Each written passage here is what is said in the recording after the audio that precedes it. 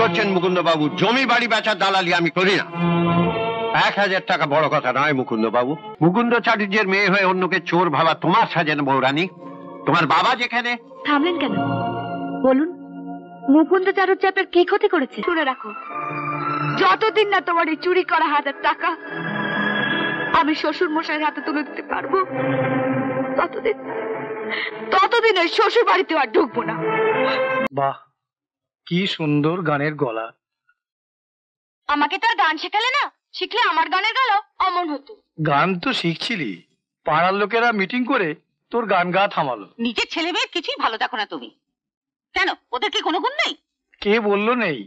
যাদের মা এত গুণবতী মহিলা, তার ছেলে মেয়েদের গুণ থাকবে না? বাবা, রণর দোকানে বসার মতন গুণ কি নানটুর ছিল না? 1 মাসও হয়নি রূপার বাবা দোকানে বসেছে, আর এরই মধ্যে রণ দোকানের সব ভার ওর ওপর ছেড়ে দিয়েছে।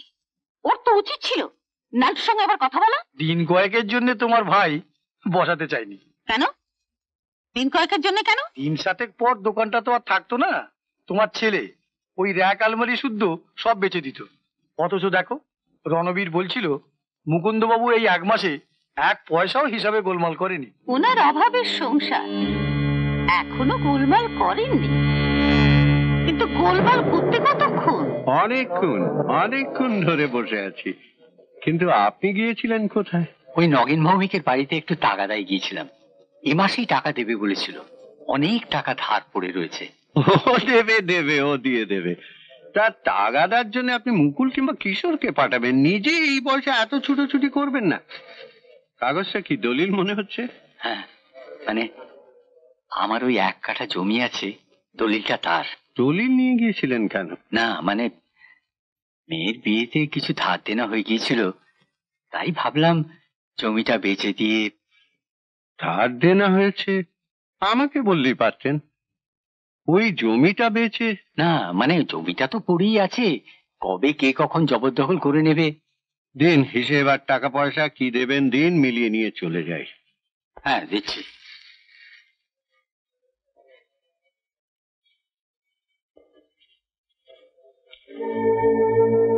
এই যে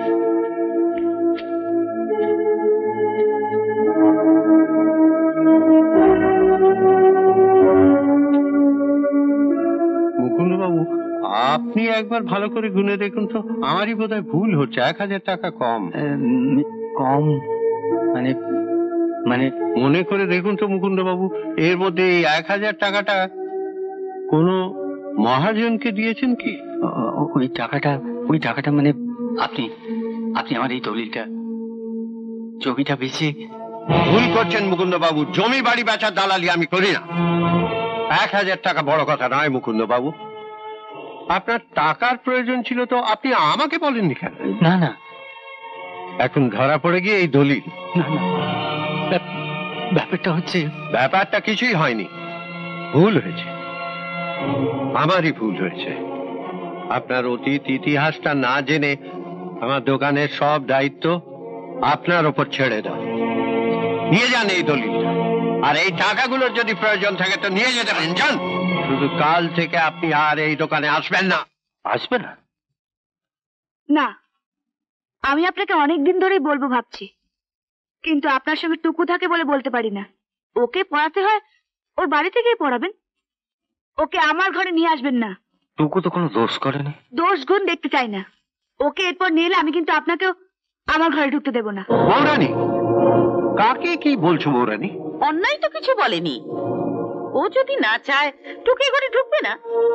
ঘরে আমার কত কিছু ছড়ানো ছেড়ানো থাকে, পড়তে আসার নাম করে কখন কি তুলে নিয়ে চলে যাবে। মুকুন্দ চাটুর্যের মেয়ে হয়ে অন্যকে চোর ভাবা তোমার সাজে না বৌরানী। তোমার বাবা যেখানে। থামলেন কেন বলুন? মুকুন্দ চাটুর্য আপনার কি ক্ষতি করেছে? তেমন ক্ষতি করতে পারেনি, মাত্র 1000 টাকা সরিয়েছে। বাবা, আমি বিশ্বাস করি না।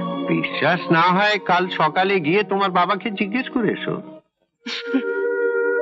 বলো বাবা, মিথ্যে কথা, তুমি চুরি করোনি। ওই 1000 টাকার হিসেব যখন দিতে পারিনি তখন। কি করেছো তুমি ওই টাকা দিয়ে? তা বলতে পারবো না, তবে এইটুকু শুধু বলতে পারি, ওই টাকা দিয়ে যা করেছি তা তোর মঙ্গলের জন্যই করেছি। মঙ্গল? বাবা হয়ে শ্বশুর বাড়িতে মেয়ের মাথা হেট করিয়ে দিয়ে তুমি তার মঙ্গল করেছো? এক ঘর লোকের সামনে আবার শুনতে হলো তোমার বাবা চোর। টাকার যদি এতই দরকার ছিল তবে কেন কেন আমার বিয়ে দিয়েছিলে? রাত জেগে জেগে যাত্রা করে টাকা তো এনে দিচ্ছিলাম তোমারা গেলার জন্য। রূপা, সত্যি করে বলো তুমিও কি জানো না আমার টাকাটা দিয়ে কি করেছে? বিশ্বাস কর মা, আমি কিচ্ছু জানি না।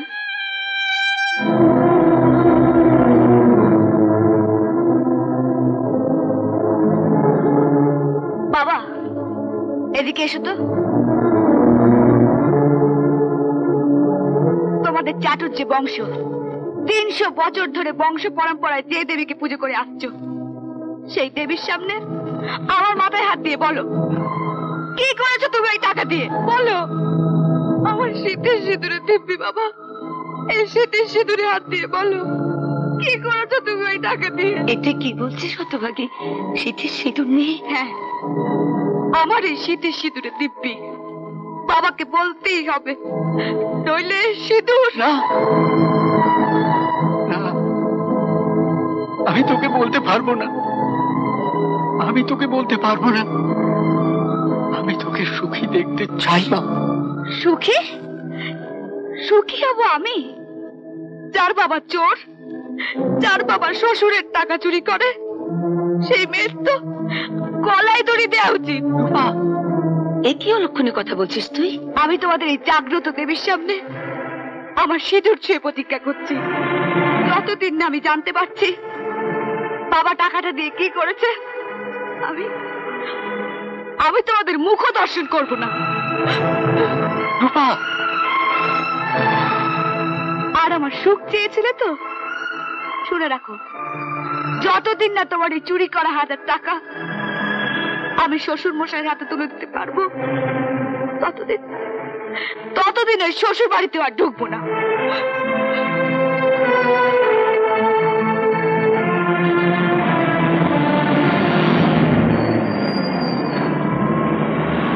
আরে রূপা, তুমি? এসো এসো এসো এসো, বসো বসো। কি হলো, বসো। আপনাদের পালা এখন কেমন চলছে? তুমি চলে যাবার পর থেকে রামের বনবাস পালা আমি বন্ধ করে দিয়েছি। তেমন একটা সীতাই পাওয়া গেল না। তাহলে কি দল একেবারে বন্ধ? না না, দল বন্ধ করলে চলবে কি করে? তাই এখন একটা ঝুমুর গানের দল তৈরি করেছি। ঝুমুর গান? বায়না কেমন হচ্ছে? মোটামুটি। আজকেই তো তোমাদের গ্রামের এমএলএ সাহেবের মেয়ের জন্মদিনে আমাদের আসর বসছে। টুকুর জন্মদিনে? তোমাদেরও নিশ্চয়ই নিমন্ত্রণ আছে। কে শুনবে নাকি আমাদের ঝুমুর গান? শুনবো না, তবে আমি ওই আসরে ঝুমুর নাচ নাচবো। ঠিকই, তুমি নাচবে? হ্যাঁ, আমার কিন্তু 1000 টাকা।